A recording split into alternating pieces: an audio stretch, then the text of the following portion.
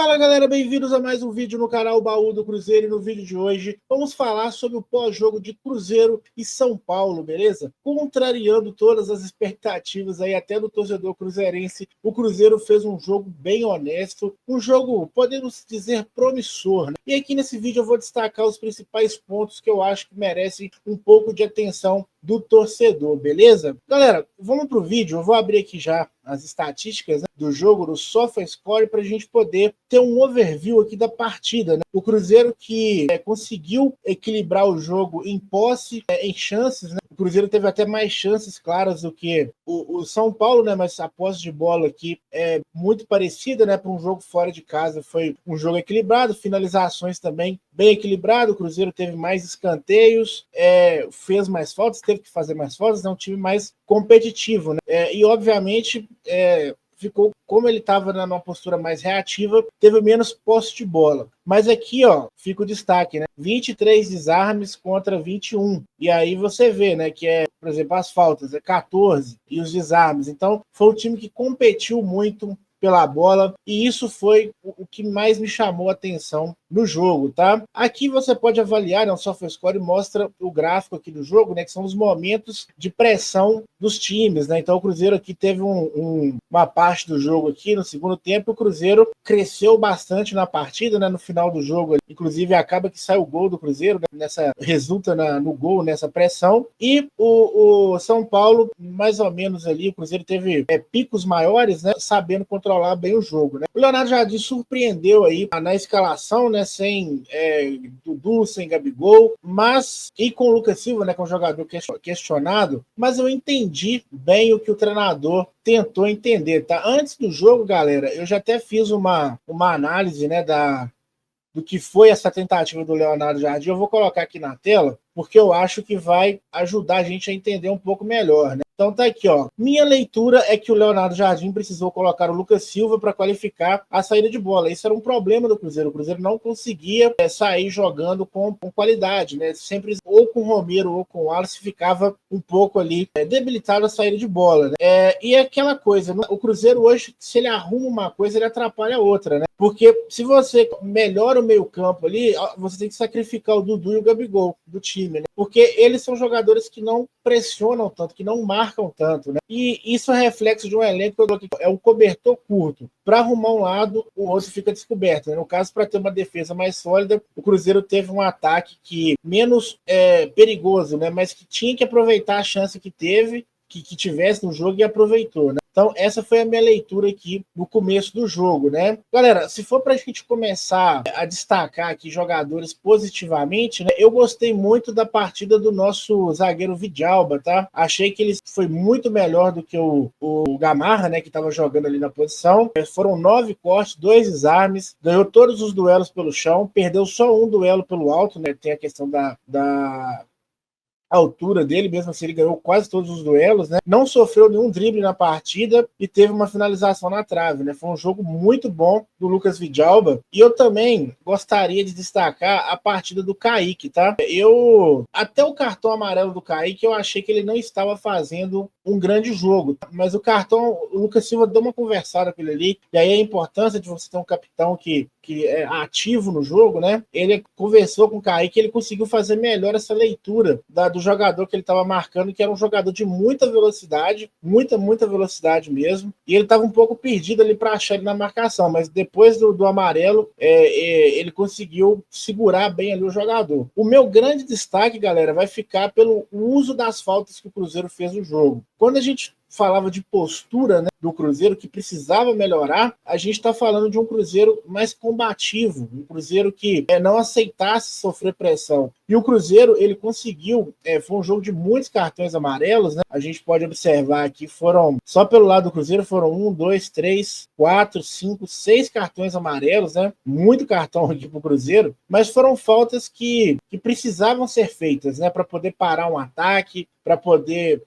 não deixar uma situação de igualdade numérica de um ataque do outro time, ou para poder frear uma chance clara, né? Então o Cruzeiro fez muito bem uso das faltas, né? Conseguiu parar o jogo, conseguiu controlar o ritmo do jogo também com essas faltas, né? Quando o Cruzeiro ameaçava sofrer uma pressão, os jogadores foram parando o jogo ali para poder administrar, né? Foi, nesse sentido, foi um jogo muito bom do Cruzeiro. Mas o que faltou, então, para o Cruzeiro ganhar o jogo, né? Para mim, galera, faltou o Cruzeiro ter opções de velocidade, tá? Um exemplo que vocês podem pegar aí é o próprio jogador de São Paulo, que era o Luciano Ferreira, né? Que estava jogando ali pelo lado do Kaique, que inclusive, né, ele sofre a falta e o Kaique é amarelado. Ele é uma opção de velocidade muito forte. O Ferreirinha também, do outro lado, a mesma coisa. O Cruzeiro hoje, para marcar muito bem, ele às vezes precisa abrir mão de um pouco dessa velocidade, porque as peças que você tem no elenco, por exemplo, o Wanderson, ele tem velocidade, mas não é a principal característica dele, né? Então, assim, o Cruzeiro precisa de uma válvula de escape se ele quiser jogar um pouco mais defensivamente, tá? E eu até gosto dessa postura, não me incomoda, mas precisa ter uma válvula de escape, né? Eu até falei que o Kenji tem que ser um jogador aproveitado, um jogador da nossa base, né? E quando o mercado abrir, o Cruzeiro precisa, cara, atacar isso aí urgente. É prioridade. O Cruzeiro precisa de 2 pontas ali de velocidade, de drible,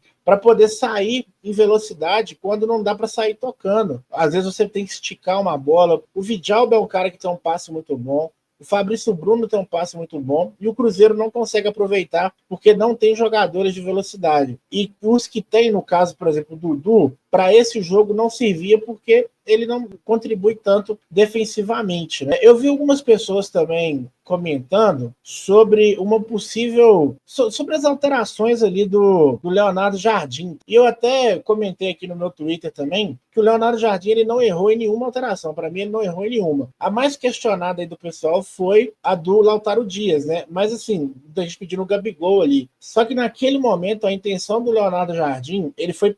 os jogadores foram cansando e eles foram trocando ali à medida que por exemplo, o Lucas Silva pediu para sair, o Wanderson pediu para sair, então ele foi fazendo as alterações ali para manter um time competitivo, um time equilibrado, principalmente equilibrado. E aí não fazia sentido você colocar o Gabigol para ficar pressionando. Ah, mas o Lautaro não faz isso muito bem, mas coloca o Lautaro, que ele é um jogador que a gente sabe que ele não vai agregar, mas pelo menos ele corre. Agora, se ele e ele sabe fazer essa função melhor que o Gabigol. Hoje não era um jogo para o Gabigol, porque era um jogo que o Cruzeiro ia abdicar da posse e teria poucas chances. Essa foi uma leitura muito boa do Leonardo Jardim, e isso vai de encontro àquilo que ele falou, de preparar o jogo de acordo com o adversário. Isso foi muito bom para mim e foi muito corajoso da parte dele, porque quando você está ali na Berlinda, né, para poder questionado já pela imprensa, pelas torcidas, pelos torcedores, né? E mesmo assim você vai lá no jogo subsequente, você tira os 2 jogadores mais caros do time para poder jogar dentro daquilo que você acredita. A diferença do Leonardo Jardim para vários outros treinadores que passaram pelo Cruzeiro é que ele não é teimoso e ele tenta fazer coisas diferentes, né? Ele tenta, mudou a formação, muda jogador, testa um ali, testa outro aqui, para tentar achar o equilíbrio do time do Cruzeiro. Às vezes, a gente não vai ver esse resultado na prática, porque o elenco do Cruzeiro é ruim. A gente tem que aceitar que o elenco do Cruzeiro é ruim. E assim, uma coisa que eu gostaria de pontuar também é que essa partida, né, ela fez jus aos 20 minutos ali do jogo contra o Inter, que o Cruzeiro estava bem no jogo. O Cruzeiro estava bem, estava pressionando, estava fazendo um jogo bem decente contra o Inter, né? Mas aí veio a expulsão e aí a gente não consegue avaliar mais ali, porque não era 11 contra 11, né? E hoje, né, eu falei que eu vi um time que conseguiu controlar o ritmo do jogo a seu favor e brigando bastante ali na marcação. É óbvio que o Cruzeiro tem muito espaço para evoluir, tá? O Cruzeiro ainda tem que fazer muito mais. O São Paulo tá em má fase, então o treinador tá balançando, mas é aquilo que eu falo, eu tenho falado, quem acompanha sabe. O Cruzeiro precisava mostrar o mínimo para a gente poder pensar em ganhar um jogo, para poder pensar numa sequência de resultados positivos, era fazer o mínimo, que era ser competitivo, parar de perder, fazer os gols nas oportunidades que tem, porque isso muda o clima, muda a confiança. As perguntas na coletiva hoje foram outras, né? Foram em relação ao jogo bem jogado que o Cruzeiro fez,